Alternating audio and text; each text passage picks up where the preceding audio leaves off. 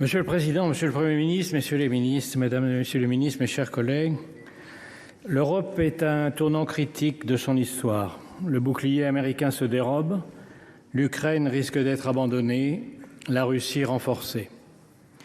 Washington est devenu la cour de Néron, un empereur incendiaire, des courtisans soumis et un bouffon sous kétamine chargé de l'épuration de la fonction publique.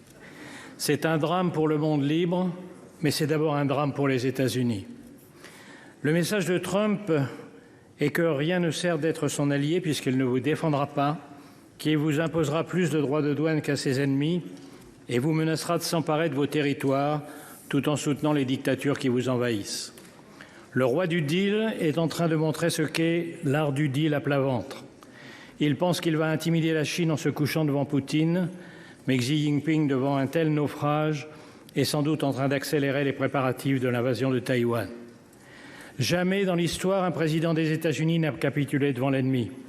Jamais aucun n'a soutenu un agresseur contre un allié. Jamais aucun n'a piétiné la Constitution américaine, pris autant de décrets illégaux, révoqué les juges qui pourraient l'en empêcher, limogé d'un coup l'état-major militaire, affaibli tous les contre-pouvoirs et pris le contrôle des réseaux sociaux. Ce n'est pas une dérive illibérale, c'est un début de confiscation de la démocratie. Rappelons-nous qu'il n'a fallu qu'un mois, 3 semaines et 2 jours pour mettre à bas la République de Weimar et sa Constitution. J'ai confiance dans la solidité de la démocratie américaine et le pays proteste déjà. Mais en un mois, Trump a fait plus de mal à l'Amérique qu'en 4 ans de sa dernière présidence. Nous étions en guerre contre un dictateur, nous nous battons désormais contre un dictateur soutenu par un traître. Il y a 8 jours, au moment même où Trump passait la main dans le dos de Macron à la Maison-Blanche, les États-Unis votaient à l'ONU avec la Russie et la Corée du Nord contre les Européens réclamant le départ des troupes russes.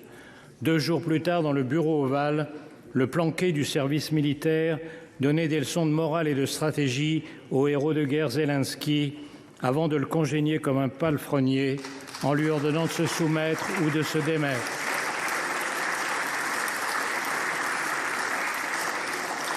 Cette nuit, il a franchi un pas de plus dans l'infamie en stoppant la livraison d'armes pourtant promise. Que faire devant cette trahison? La réponse est simple, faire face. Et d'abord ne pas se tromper. La défaite de l'Ukraine serait la défaite de l'Europe. Les pays baltes, la Géorgie, la Moldavie sont déjà sur la liste. Le but de Poutine est le retour à Yalta où fut cédée la moitié du continent à Staline. Les pays du Sud attendent l'issue du conflit pour décider s'ils doivent continuer à respecter l'Europe ou s'ils sont désormais libres de la piétiner.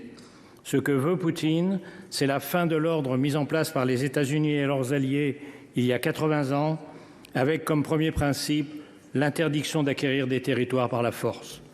Cette idée est à la source même de l'ONU, où aujourd'hui les Américains votent en faveur de l'agresseur et contre l'agressé, parce que la vision trumpienne coïncide avec celle de Poutine. Un retour aux sphères d'influence, les grandes puissances dictant le sort des petits pays. À moi, le Groenland, le Panama et le Canada. À toi, l'Ukraine, les pays baltes et l'Europe de l'Est. À lui, Taïwan et la mer de Chine. On appelle cela, dans les soirées des oligarques du golfe de Mar-a-Lago, le réalisme diplomatique. Nous sommes donc seuls. Mais le discours selon lequel on ne peut résister à Poutine est faux. Contrairement à la propagande du Kremlin, la Russie va mal. En 3 ans, la soi-disant 2e armée du monde n'a réussi à grappiller que des miettes d'un pays 3 fois moins peuplé. Les taux d'intérêt à 25%, l'effondrement des réserves de devises et d'or, l'écroulement démographique montrent qu'elle est au bord du gouffre. Le coup de pouce américain à Poutine est la plus grande erreur stratégique jamais commise lors d'une guerre.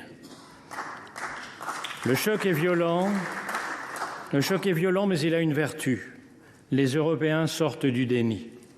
Ils ont compris en un jour à Munich que la survie de l'Ukraine et l'avenir de l'Europe sont entre leurs mains et qu'ils ont 3 impératifs. Accélérer l'aide militaire à l'Ukraine pour compenser le lâchage américain, pour qu'elle tienne, et bien sûr pour imposer sa présence et celle de l'Europe dans toute négociation. Cela coûtera cher. Il faudra en terminer avec le tabou de l'utilisation des avoirs russes gelés. Il faudra contourner les complices de Moscou à l'intérieur même de l'Europe par une coalition des seuls pays volontaires, avec bien sûr le Royaume-Uni.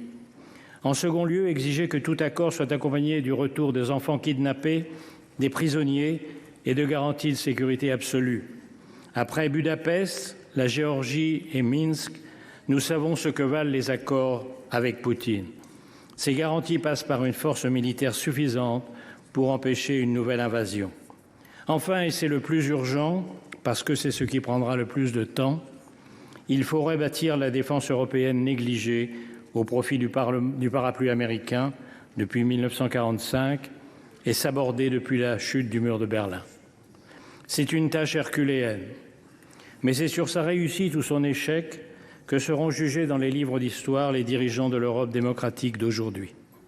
Friedrich Merz vient de déclarer que l'Europe a besoin de sa propre alliance militaire. C'est reconnaître que la France avait raison depuis des décennies en plaidant pour une autonomie stratégique. Il reste à la construire.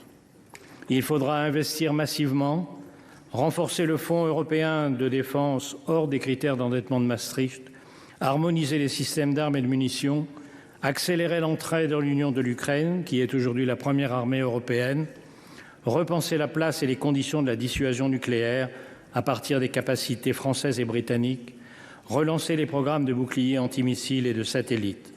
Le plan annoncé hier par Ursula von der Leyen est un très bon point de départ. Et il faudra beaucoup plus. L'Europe ne redeviendra une puissance militaire qu'en redevenant une puissance industrielle. En un mot, il faudra appliquer le rapport Draghi, pour de bon. Mais le vrai réarmement de l'Europe, c'est son réarmement moral. Nous devons convaincre l'opinion face à la lassitude et à la peur de la guerre, et surtout face aux comparses de Poutine, l'extrême droite et l'extrême gauche. Ils ont encore plaidé hier à l'Assemblée nationale, Monsieur le Premier ministre, devant vous, contre l'unité européenne, contre la défense européenne. Ils disent vouloir la paix. Ce que ni eux ni Trump ne disent, c'est que leur paix, c'est la capitulation, la paix de la défaite, le remplacement de Gaulle-Zelensky par un Pétain ukrainien à la botte de Poutine, la paix des collabos qui ont refusé depuis 3 ans toute aide aux Ukrainiens. Est-ce la fin de l'Alliance atlantique? Le risque est grand, mais depuis quelques jours, l'humiliation publique de Zelensky et toutes les décisions folles prises depuis 1 mois ont fini par faire réagir les Américains. Les sondages sont en chute, les élus républicains sont accueillis par des foules hostiles dans leurs circonscriptions, même Fox News devient critique. Les Trumpistes ne sont plus en majesté, ils contrôlent l'exécutif, le Parlement, la Cour suprême et les réseaux sociaux, mais dans l'histoire américaine, les partisans de la liberté l'ont toujours emporté. Ils commencent à relever la tête. Le sort de l'Ukraine se joue dans les tranchées, mais il dépend aussi de ceux qui, aux États-Unis, veulent défendre la démocratie et ici de notre capacité à unir les Européens, à trouver les moyens de leur défense commune et à refaire de l'Europe la puissance qu'elle fut un jour dans l'histoire et qu'elle hésite à redevenir. Nos parents ont vaincu le fascisme et le communisme au prix de tous les sacrifices. La tâche de notre génération est de vaincre les totalitarismes du XXIe siècle. Vive l'Ukraine libre, vive l'Europe démocratique.